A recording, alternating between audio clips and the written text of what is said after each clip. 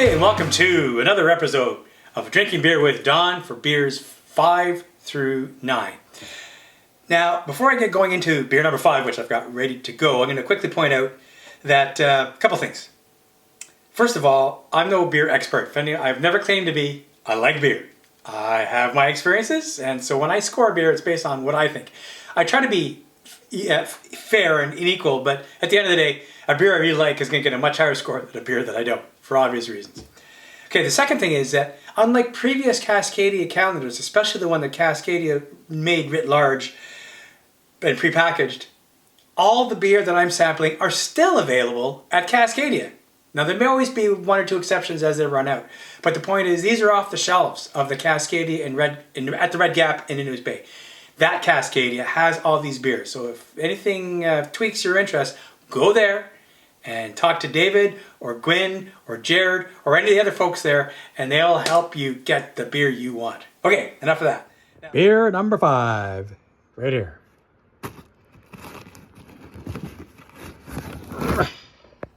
As before, I don't know what it is. And my trusty Belgian, oh, it's dark. Swirl. It's really dark. It's dark and thick. This could be interesting. Even before I go any further, it could be an Imperial Stout. Could be wrong. Alright. Going in for the sniff test. My goodness, it's rich. It's going to be a strong beer. I can tell you right now. And one of those indicators often of a very strong beer is there's no head. See, no head here. All right? It smells rich. I smell a touch of fruit and maybe a bit of chocolate again, like the Chimay I had. They may be setting me up for a back-to-back comparison. I wonder.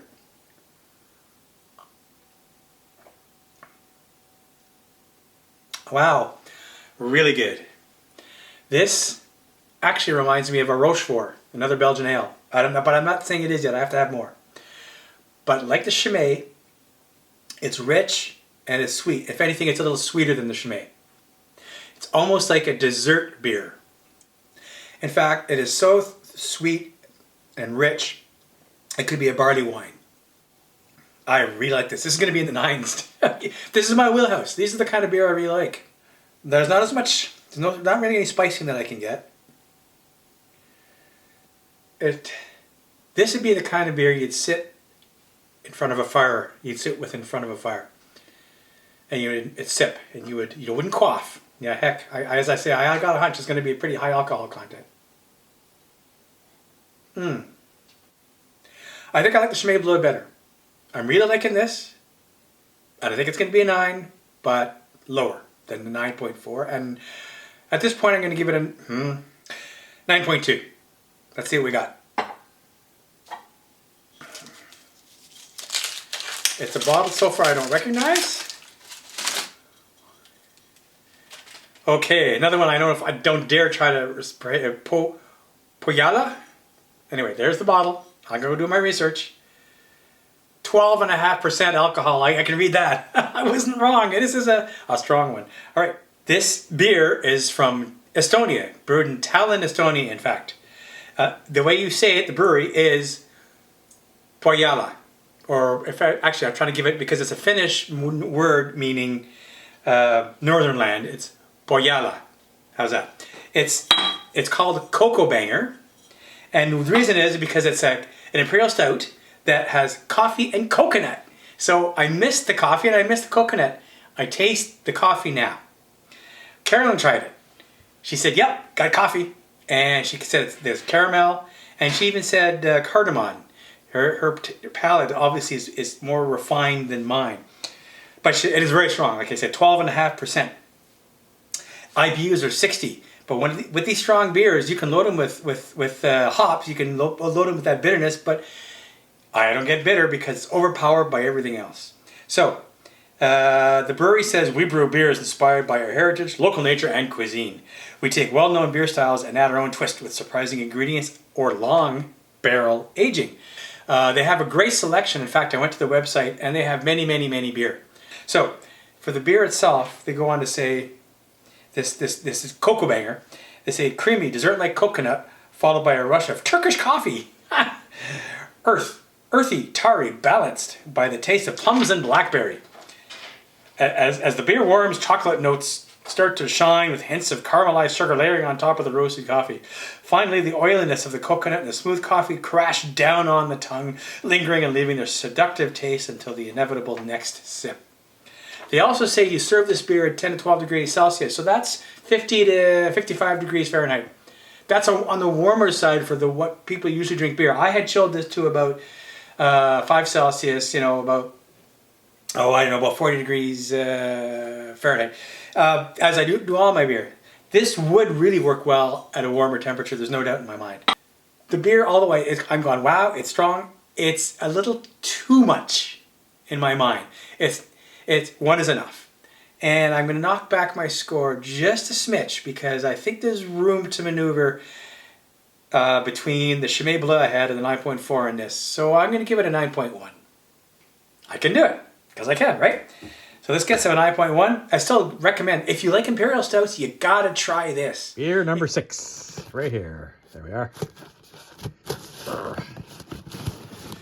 Right. For those that were watching carefully, the beer I just had yesterday, number 5, I actually pulled beer number 15 out of the case, and I just noticed that when I was editing the video this morning. So clearly I'm not going to go start shuffling things around. I'm going to stick with what we did. When it comes time to actually do beer 15, I'm going to pull beer 5. Simple as that. Now, on to beer 6. Here we go. It's a stubby bottle. I can't remember. I know a few beers that have stubbies, but who knows. So, let's find out what we got. Nice amber / golden color. It's actually nice and clear. Interesting. I smell hops, and it almost smells like a saison, a different type of yeast.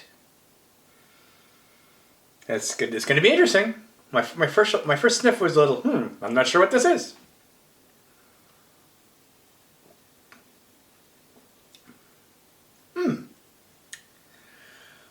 It's light.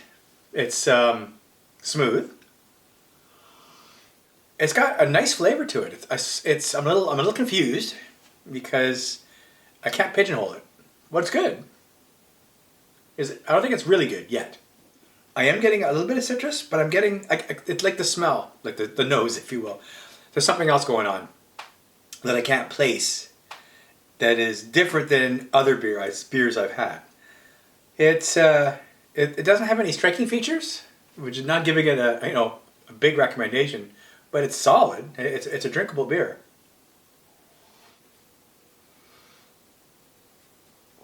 Here's Whiskers. What do you think, Whisks? New. And we're going to put this in the 7th. It'll be my first beer in the 7th because it's not going, this is really good or even good. It's just, it's okay. I can't even guess what kind of beer it is. I'm going to give this a score of 7.8. Let's find out what we got. Oh, interesting. Aha! It's Greek. And it's, I know this beer, and it's, okay, I can place it now. It's called Fix. The beer is called Fix Hellas. It is from Greece. In fact, the brewer is the Olympic Brewery in Athens, in Greece, of course. The Fix, it is called a premium lager. They call themselves a premium lager, 5% alcohol, so it's an average amount of alcohol. IBUs are 20. There's not a lot to be said about it from the website and from my Googling. Most people said the same words, or it's something like this. Fix Hellas, the first and most historic Greek beer, is a premium lager beer that is ideal for any time of day. Its soft flavor has a balanced bitterness, enhancing the pleasant flavors that emerged during the yeast fermentation and a rounded, long-lasting aftertaste. Well, that's not wrong. But it also makes it sound better than it is. This is a guzzling beer. This is a quaffing beer. This is a beer you could drink on a hot day and be happy to have it. But is it a beer I'd reach out to and ask for above others that I've already had? No. So in fact, I will leave the score at 7.8, but it's not bad. I can't recommend you go out and try it, but if it's given to you, sure, enjoy it. Cheers. Beer number 7. Oh, it's a big one. Today is December 7th, which of course will live in infamy, Pearl Harbor Day for my American friends. So there we are, beer number 7, here we go.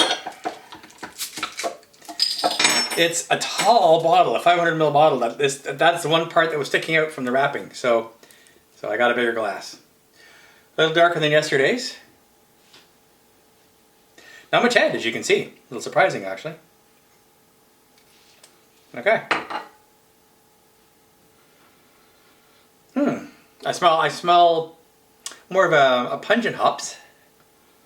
It smells alright. It smells like beer.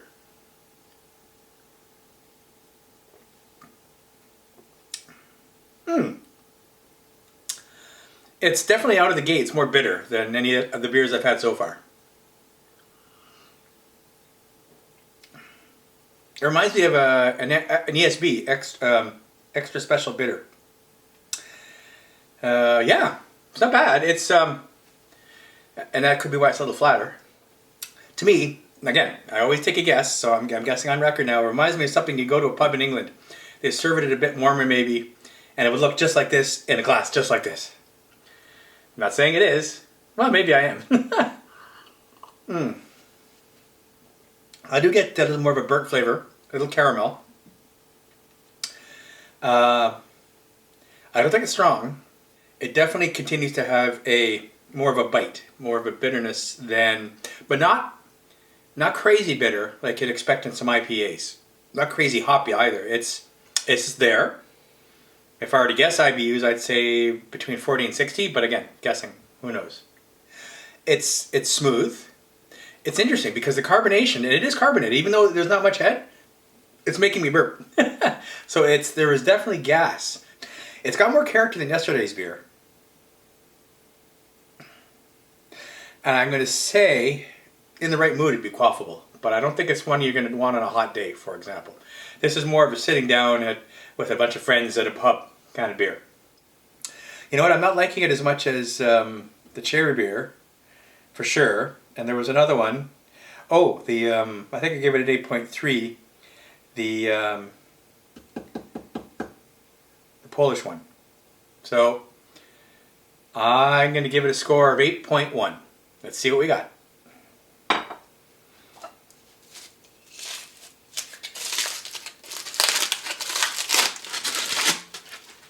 It's Anthony Taylor's Landlord, fine classic pale ale. So it might be English. I'll come back to you and tell you what I got. The brewery is Timothy Taylor's Knoll Spring Brewery, but in fact it's referred to as Timothy Taylor's. You see the logo on the screen. That side. The beer is called Landlord, and it's a pale ale made in Keighley, United Kingdom. And I did a quick Google map, and Keighley is about 2/3 of the way up the aisle of England, and then certainly closer to Scotland than the other direction, which is London.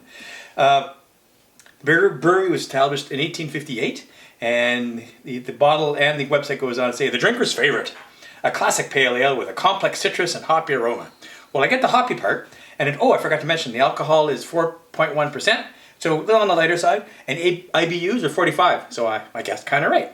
And I guess also right that it was from the United Kingdom, from England. Of course, I said ESB, maybe, and it is still much like an ESB, but certainly they call it a pale ale, so be it. It goes on to say on the bottle, it has won more awards than any other beer, winning both CAMRA, C-A-M-R-A, I don't know what that stands for, Champion Beer of Britain and the Brewing Industry Awards gold medal 4 times. Well, I'm partial to my Belgian beer, and I'm pretty sure there's other beers out there that have won more awards than this one. But good. I mean, obviously, it's impressed many people, and some like it a lot. For me, I'm going to stick with my score of 8.1. It's well made, I agree, but it's just not my fave. It is quaffable, and it is something you could certainly enjoy with friends around a table or at the pub kind of thing. Beer number 8. Right there. Come on. Oh, gotta dig for it. It's a can. Peel off the foam or the thing at the top. Oh, it's interesting. It's got a black aluminum can lid. And it's very poofy. I'm a little worried when I pop it, it's going to explode. Now we're okay. Now I already had a dark and thick Imperial Stout, if you recall. This certainly looks stoutish as well. And syrupy. And it smells chocolatey. and rich. Wow. Okay. Well, without talking further, let's go into it.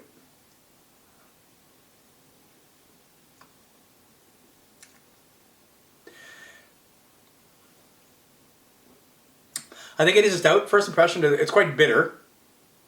It's got a burnt flavor to it. Not terribly bitter, but definitely has a burnt flavor to it. So they've done a lot of roasting, which is a hallmark of a good stout. It's got a hint of spicing in it. You probably can't tell from on the camera, but it comes out quite thick. And it does have a thick texture on the tongue. It's, besides thick, a little chewy, and burnt, maybe chocolate. I got the chocolate aroma, I'm not getting much flavor of chocolate. It's burnt is what I'm really getting a lot of roasting going on. It's like a triple roasted beer. In the background, there's a hint of something else. I say a spicing. I'm not getting fruit of any sort. In fact, I'm not getting a lot except burnt and chewy. And which is not a necessarily bad thing, but it doesn't elevate it into the exceptional category. So it's going to be something at the very most in the good, so something in the 8s. Okay, I'm going to give it around. You know what? I'm hesitating, so it's going to be an 8.0. I may change my score after more sipping. Let's go with 8.0 and see what we got.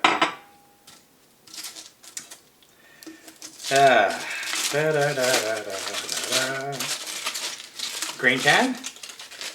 Aha! It's a Rye King Rye Stout. The brewery is Amager Bryghus, which is Amager Brewery in Danish, obviously. And I apologize. I'm sure I've murdered how you say that. I didn't Google how to say it properly. From Copenhagen in Denmark, Copenhagen, and it is a rye stout, and the beer is called Rye King, as you see on the screen. 7.7% alcohol by volume and 80 IBUs. So it is definitely on the bitter side, which matches what I taste of the bitterness, the roastedness, the burntness.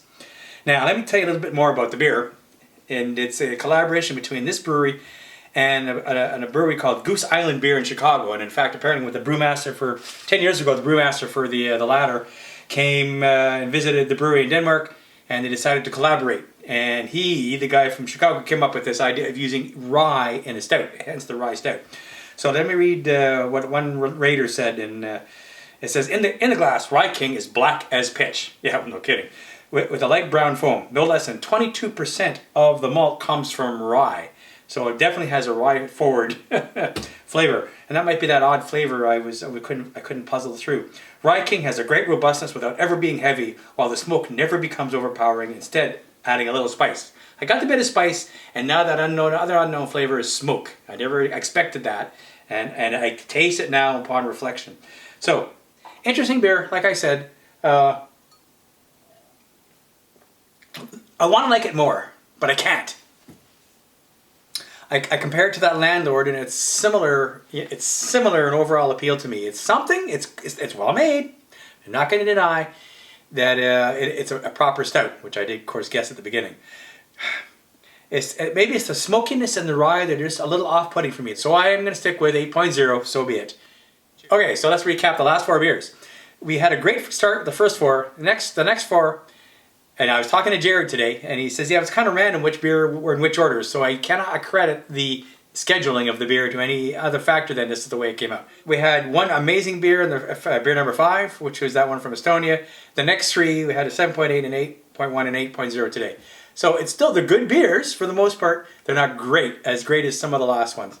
We're now a third of the way through the calendar, so we shall continue. Stay tuned for the next 4 beer. And I'm hoping you're enjoying this drinking beer with Don. Cheers.